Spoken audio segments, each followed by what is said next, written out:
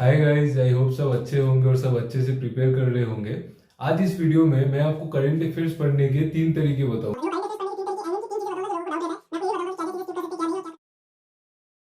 तो गाइस चलते हैं वीडियो की तरफ।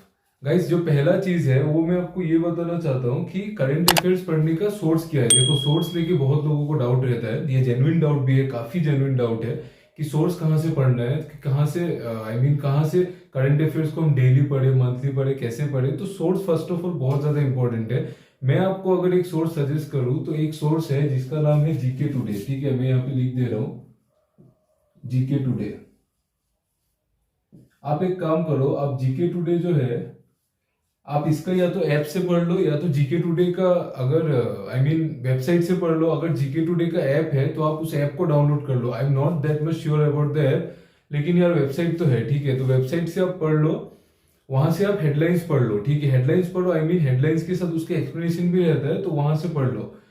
जीके टुडे में आपको बैंकिंग अवेयरनेस नहीं मिलेगा, तो बैंकिंग अवेयरनेस के लिए आप क्या करो कि बैंकिंग अवेयरनेस आप ऑलिव बोर्ड से पढ़ लो। ठीक है, वहां पे काफी बैंक रिलेटेड न्यूज रहता है, तो बैंकिंग एग्जाम में बैंक रिलेटेड न्यूज पढ़ना ही है तो बैंकिंग अवेयरनेस आप ऑलिव बोर्ड से पढ़ लो, और बाकी जितने भी न्यूज है वो सारे आप जीके टुडे से पढ़ लो। ठीक है, मैं आपको सजेस्ट करूंगा कि आप एक नोटबुक ले लो, उसमें सेक्शंस बना लो। ठीक है, नेशनल, इंटरनेशनल, स्पोर्ट्स, जो भी है, जितने सेक्शन है आपको जैसे कंफर्टेबल लगे आप वैसे सेक्शन बना लो और डेली नोट्स बनाते रहो, आप वैसे पढ़ो। ठीक, एग्जाम्स में क्या होता है ना कि यार जो मेन हेडलाइंस है ना, एग्जामिनर वही पूछता है कि मेन जो न्यूज है, जो मेन हाईलाइटेड न्यूज है, उन्हीं से आपको डीप क्वेश्चंस पूछेगा जो आपने हेडलाइंस में नहीं पढ़ा हो।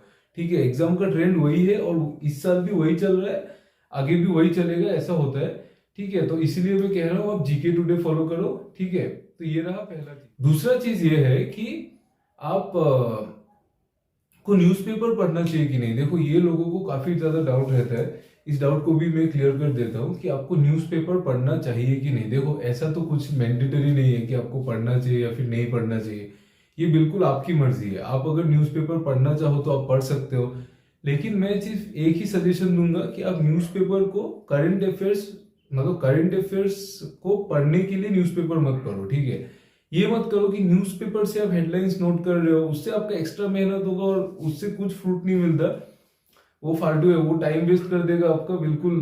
कुछ वो जीके करंट अफेयर्स में भी प्रॉब्लम करेगा मेंस में, तो ये मत करो। ठीक है, आप न्यूज़पेपर ऐसे ही पढ़ो, आप अपने डेवलपमेंट के लिए पढ़ सकते हैं न्यूज़पेपर।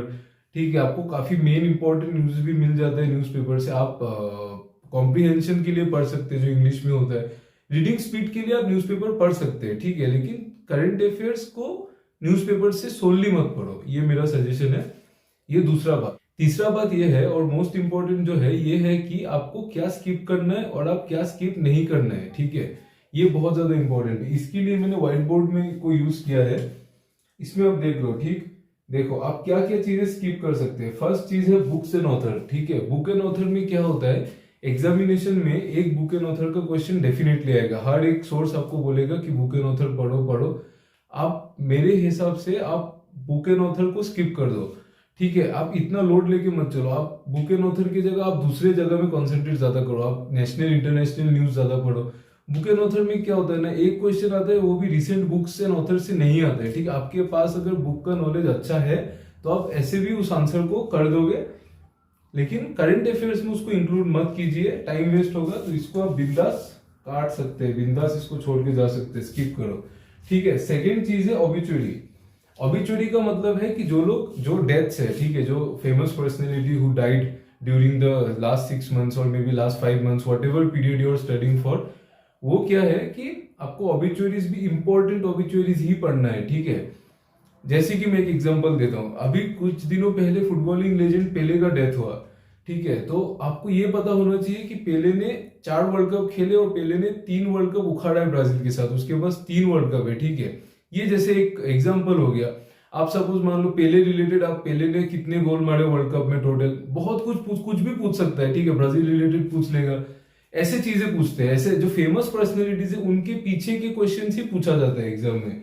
ठीक है, तो ये है ऑबिचुअरीज। सिर्फ आप इंपॉर्टेंट ऑबिचुअरीज को पढ़ो, सारे ऑबिचुअरीज मत पढ़ो। ऐसा नहीं है कि कोई कोई सपोज कोई म्यूजिशियन है, सपोज कोई वोकलिस्ट है जो उतना फेमस नहीं है, उनका अगर डेथ हुआ तो आप उनको स्किप कर सकते हैं। ठीक है, इतना रिस्क आप ले सकते हैं। थर्ड जो है, आप सिर्फ स्पोर्ट इवेंट्स में देखो, स्पोर्ट इवेंट्स में क्या होता है ना, एशिया में काफी ज्यादा स्पोर्ट इवेंट्स होते रहते हैं, एशिया में नहीं वर्ल्ड में, लेकिन हमको एशिया की न्यूज बहुत ज्यादा मिलता है, ठीक है। अंडर 17 हो गया, अंडर 15 हो गया, अंडर 17 अंडर 15 को आप स्किप कर सकते हैं। आपको मेन स्ट्रीम स्पोर्ट इवेंट जैसे कि ऑस्ट्रेलियन ओपन हो गया, विंबलडन, फ्रेंच, ये सब हो गया टेनिस से, ठीक है। आप कतर वर्ल्ड कप को ले लो, ठीक है। कतर वर्ल्ड कप में जैसे इस बार अर्जेंटीना जीता, तो एक क्वेश्चन आया था कि 2020 यूरोज में जब इटली जीता था ना, उसके बाद हमारा आरआरबी पीओ का मेंस था, तो उसमें ये क्वेश्चन पूछा गया था कि इटली को और किस नाम से जानते हैं, ठीक। तो उसका आंसर मैंने कर दिया था।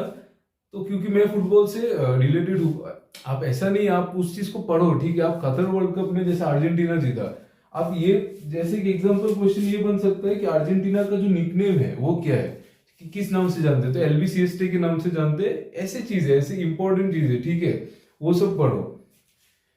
फोर्थ है state government scheme. State government scheme का एक्सप्लेनेशन बिल्कुल मत पढ़ो, सिर्फ आप ये पढ़ो कि स्टेट गवर्नमेंट स्कीम क्या नाम है स्कीम का और कौन सा स्टेट, अगर उसमें कोई एक दो मिनिस्टर इंपॉर्टेंट इन्वॉल्व है तो उनके नाम देख लो, कहाँ पे अगर जगह का सिग्निफिकेंस है, कभी जगह में कुछ बहुत कुछ हो रहा है।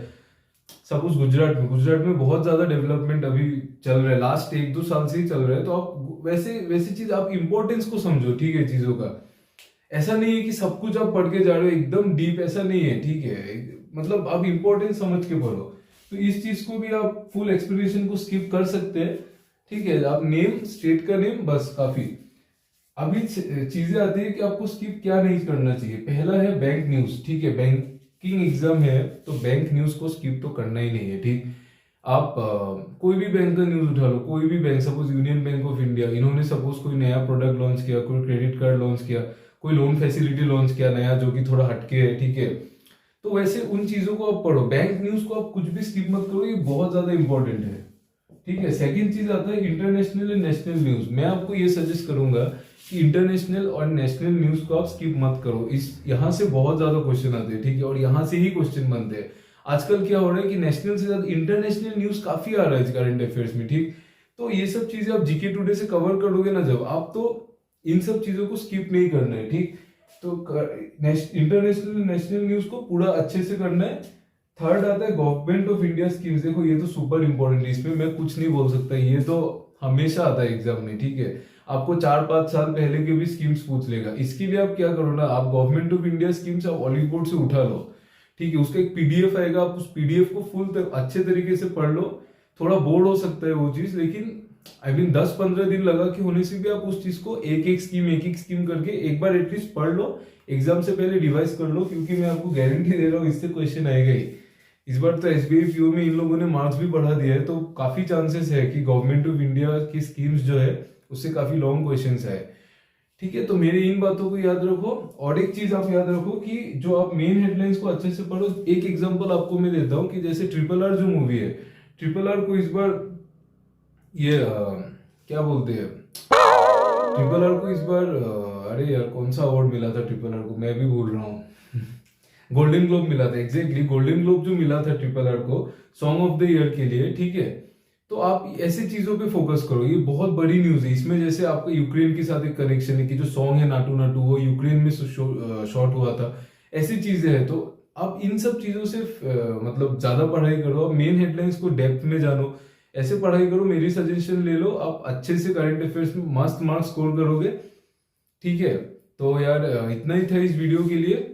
अगर आपको मेरी वीडियोस पसंद आ रहे हैं तो मैं बार बार आपको बोल रहा हूँ कि वीडियोस को लाइक करो और चैनल को सब्सक्राइब कर दो और मेरे कंटेंट के साथ जुड़ जाओ आप। हम साथ में मिलकर प्रिपेयर करेंगे और आगे जाएंगे और एग्जाम्स को क्लियर करके ही रहेंगे। चलो गाइस, थैंक यू।